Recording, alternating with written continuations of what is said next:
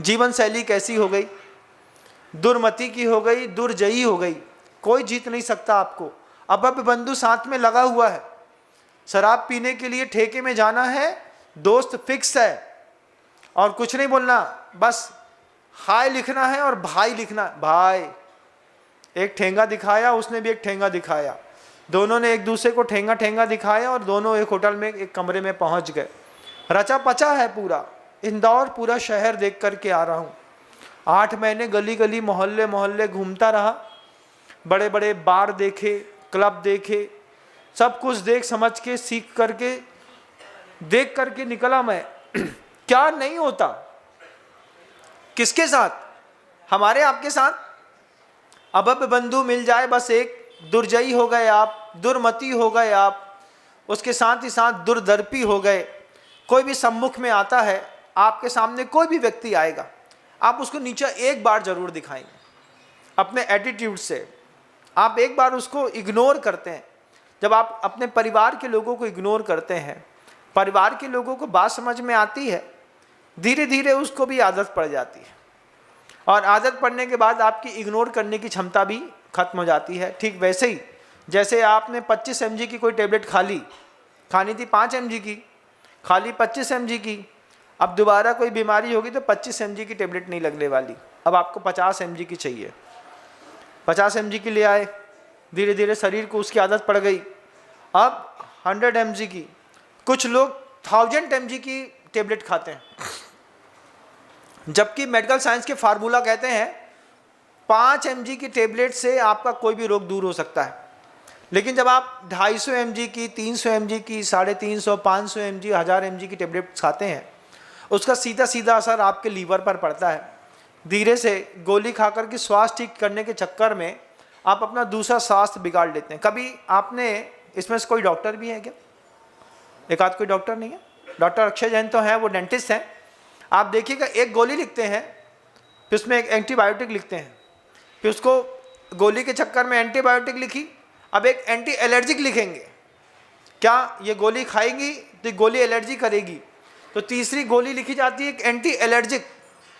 एक गोली का साइड इफेक्ट संभालने के चक्कर में 3 गोली और निकालनी पड़ती हैं, तब जाकर के 4 गोली खाते हैं, तब जाकर के तुम्हारी छींक पाद मुंह सब बंद होता है, नहीं तो कुछ बंद ही नहीं हो रहा। महाराज कैसा जीवन है, कैसा विद्रूप जीवन है, कैसी सोच और मानसिकता के साथ जीवन के, किसी के 15 साल, किसी के 25, किसी के 50 और किसी के 80 साल निकल गए। बंधुओं, हम कहाँ से कहाँ पहुँच गए। लेकिन आचार्य कहते हैं एक बार अपनी प्रकृति देखिए। आचार्य और कहते हैं, आचार्य कहते हैं परतंत्रता स्वभाव है। जहाँ तीर्थंकर स्वतंत्र हैं, हम हर चीज में परतंत्र हैं। हमको कुछ ना कुछ ऐसा चाहिए जो किसी और निमित्त से पैदा होकर के हमारी जिंदगी में समा जाए। आचार्य सिंह जी कहते हैं तुमने कुछ भी चीज बनाई, उसमें कहीं ना कहीं दोष वाली चीज तो बनती रही, लेकिन वो कृतकृत हुए, आप कृति हैं। कृति कैसे है? कृति शब्द में तो आचार्य सिंह जी ने ऐसा व्याख्यान दिया था हम लोगों को कि बोले संसार में अभी भी 85 साल का बब्बा दुकान चलाता मिल जाएगा। 85 साल की उम्र हो गई, 85 साल की उम्र में भगवान का नाम लेते, साधु की संगति में जाते, महाराज को आहार दान देते, सामायिक करते, प्रतिक्रमण करते, तुम प्रतिमा के व्रत ले लेते, संयम ग्रहण करते, तो 85 साल का बब्बा अभी भी कृति बना हुआ है। कहे बेटा चाबी कहाँ है दुकान की, हम खोले दे रहे हैं।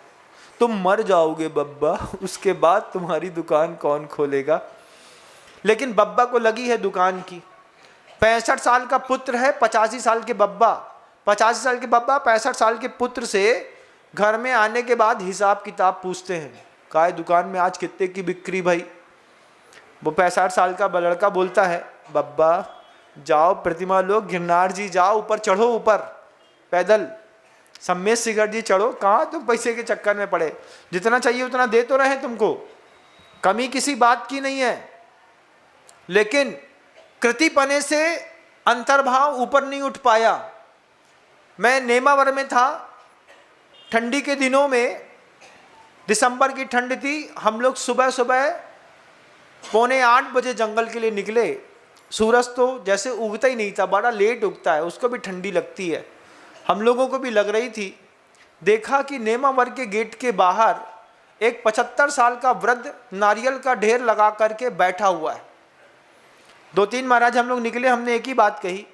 हमने कहा महाराज इसने 75 साल की उम्र में क्या कमाया कि आज भी इसको पेट पालने के लिए नारियल बेचना पड़ रहा है। ठंडी की इतनी ठंडी थी उस दिन, उस ठंडी में अच्छे से अच्छा इंसान अपने कमरे में चुपचाप रजाई में बैठना पसंद करेगा, लेकिन 75 साल की उम्र में भी वो नारियल बेच करके पेट पालने की कवायद में लगा है।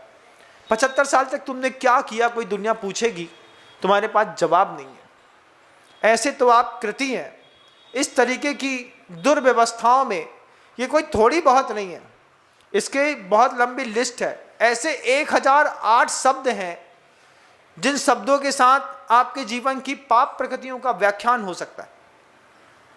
उसके बाद फिर भी पूछता हूं, आप अपने जीवन में सबसे ज़्यादा महत्व किसको देते हैं? पहला प्रश्न शुरुआत करी थी मैंने, मैं वापस वहीं पर ला करके आपको खड़ा करना चाहता हूं कि आपने किसको महत्व दिया है। सही चीज़ को समझने के लिए समय देना पड़ता है, और दुनिया में सब कुछ है, बस आपके पास अब समय नहीं है। समय तो किसी के हाथ में वैसे भी नहीं है बंधुओं। आप कितनी भी स्थिरता बना लीजिए, समय आपके हाथ में कभी आने वाले नहीं है। न वो समय आने वाले हैं, न वो समय हाथ में आने वाले हैं। उनकी कृपा एक बार होती है। समय की कृपा कितनी बार होती है? एक बार समय की कृपा होती है, और जिस समय पर समय की कृपा हुई है, समय पर अगर उस समय को समझ लिया तो आपका समय अच्छा आ जाएगा।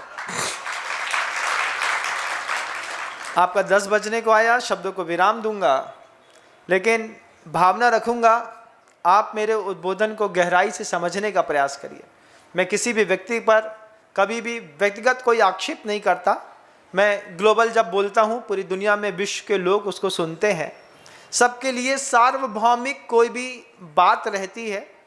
किसी की ज़िंदगी को अगर कोरिलेट करती हुई निकल जाए और उसको ऐसा लगे कि महाराज मेरे लिए बोल रहे हैं, तो क्षमा प्रार्थी हूँ, लेकिन किसी व्यक्ति के ऊपर मेरा कभी कोई संबोधन उद्बोधन नहीं है।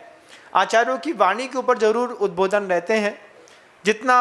जिन सहस्रनाम स्तोत्र है, उन जिस सहस्रनाम स्तोत्र की पूरी शब्दावलियों को पलट लीजिएगा तो जितने गुण हैं भगवान के, उतने ही आपके जीवन के दोष आपको दिखाई देने लगेंगे। एक एक शब्द का उल्टा करके कभी बैठ करके देखेंगे तो आपको बहुत कुछ विषय मिलेगा अपने अंतर्मन को समझने के लिए।